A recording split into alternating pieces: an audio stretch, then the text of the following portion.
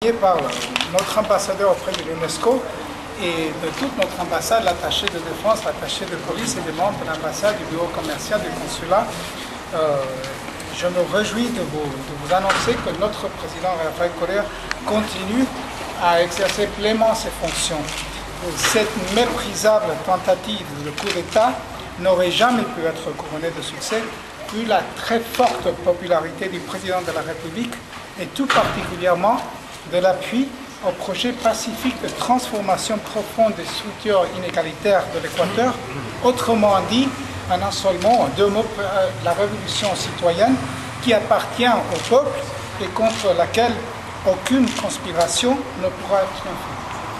Permettez-moi de remercier les très nombreux appuis qu'a reçu notre président, qui, rappelons-le, incarne et en sa personne et celle du gouvernement, la légitimité démocratique de l'Équateur et le véritable progrès pour tous, ainsi que la justice tant attendue et réclamée.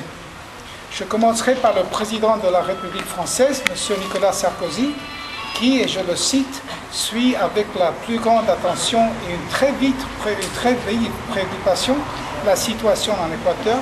Il condamne les violences et les tentatives de remise en cause de l'ordre constitutionnel et il exprime son plein soutien au président Correa et à son gouvernement démocratiquement élu.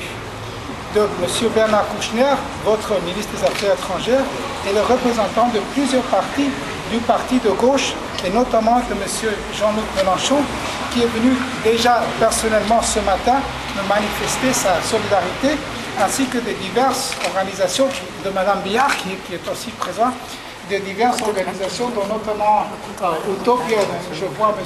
Franck Boupanac, à qui je remercie beaucoup, et bien évidemment de diverses organisations équatoriennes, franco-équatoriennes, à qui bien sûr vont nos remerciements. À ces appuis français, franco-français, équatoriens, équatoriano-français, s'ajoute une mobilisation de la communauté internationale tout entière, et en particulier des présidents de l'Amérique latine. Celle hier des présidents de l'UNASUR.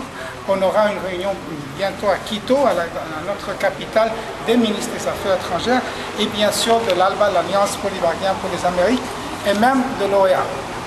Alors l'immense soutien du peuple équatorien me permet de vous confirmer, et soyez-en assurés, que le leadership de notre président Rafael Correa est au plus haut et que rien ni personne ne pourront arrêter ce processus démocratique irréversible, car il va dans le sens de l'histoire et de la récupération de la dignité de notre peuple.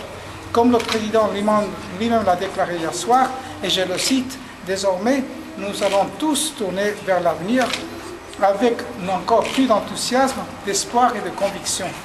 Vive l'amitié franco-équatorienne, vive la révolution citoyenne, vive le président Correa et finalement vive l'Équateur. Et merci beaucoup.